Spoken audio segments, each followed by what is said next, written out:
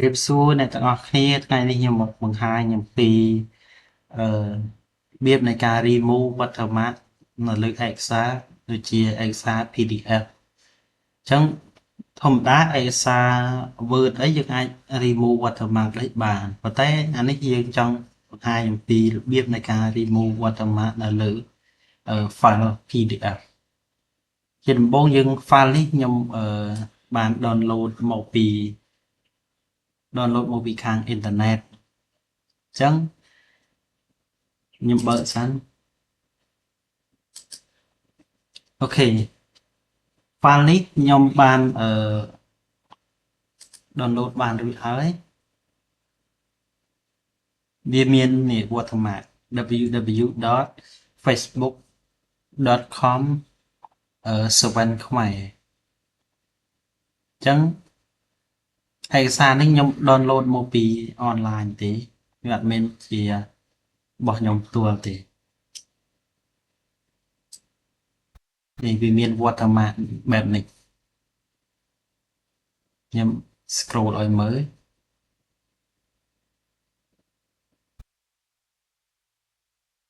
អូខេអញ្ចឹង watermark មិនថាជាភាសាខ្មែរឬក៏ watermark ជាភាសាអង់គ្លេសទេអញ្ចឹងយើងអាច remove watermark នេះបានដូចគ្នាអញ្ចឹងរបៀបនៃការ remove watermark នៅលើឯកសារបែបនេះយើងមានកម្មវិធីមួយដែលយើងប្រើប្រាស់លើកម្មវិធី online អញ្ចឹងយើងចូលទៅក្នុង browser នេះខ្ញុំ download ពីonline ខ្ញុំ download ពី online មិនហើយខ្ញុំសូមបិទឯកសារនេះ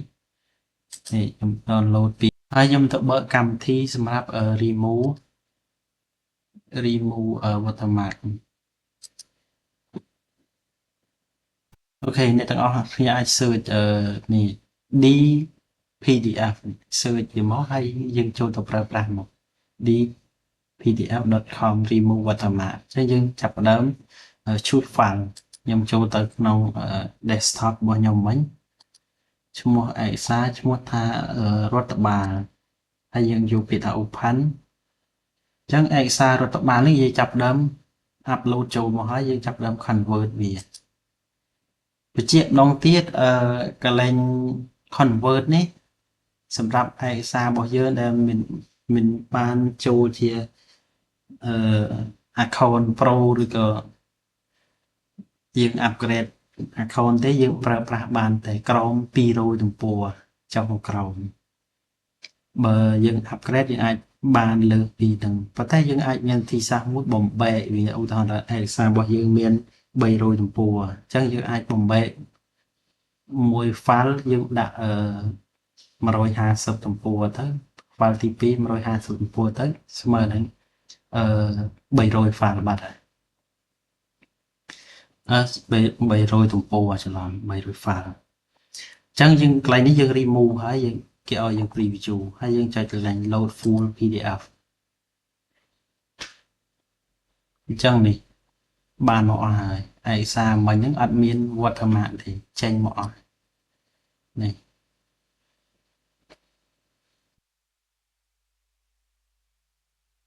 អញ្ចឹងស្អាតធេងអត់មាន watermark នៅខាងក្រោយ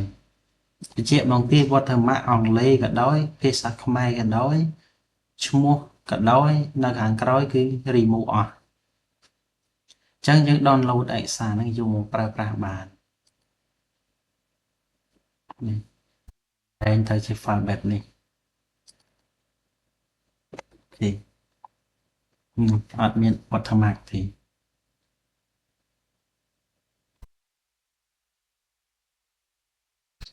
អូខេបានហើយស្អាតអញ្ចឹងរបៀបនៃការលុបឧទាហរណ៍តែយើងចង់លុបនេះ page www.com.kh យើងអាចលុបបានខ្ញុំបញ្ជាក់បងទៀតកន្លែងនេះមិនមែនបង្រៀនឲ្យបងប្អូនខូចយកឯកសារគេយកមកកែដើម្បីធ្វើជាឯកសារផ្ទាល់ខ្លួនរបស់យើងនោះទេកន្លែងនេះយើងចូលទៅកន្លែងedit យើងយក edit text and image ចឹងកន្លែងនេះយើងអាចយកម៉ៅវាចុចពីលើមកហើយយើងចុចdelete កន្លែងនេះយើងចុច delete តែទៅបងទៀតអូខេទៅហើយចឹងយើងអាចលុបបានហើយយើងលុបអានេះទៀតទៅអូខេយើងកន្លែងណាដែលយើងចង់លុបគឺលុបបានអានេះយើងធ្វើលើ PDF select កន្លែងនេះលុបទៅយើងលុបវាមួយអូខេលុបពី page បានចឹងយើង save វាទៅវិញទៅពីយើង save ហើយយើងត្រឡប់មកកាន់អានេះអាបោះដើមរដ្ឋបាលនេះកន្លែងបោះដែលយើងបានបំលែងហើយ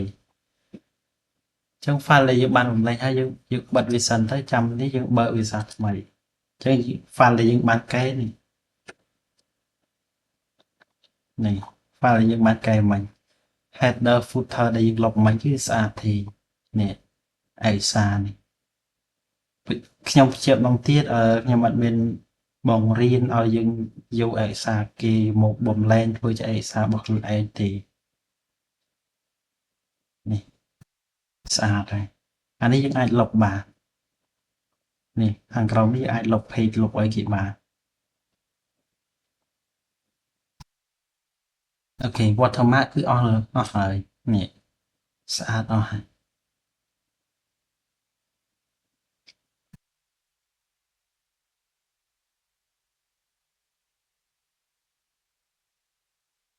អូខេប៉ុណ្ណឹង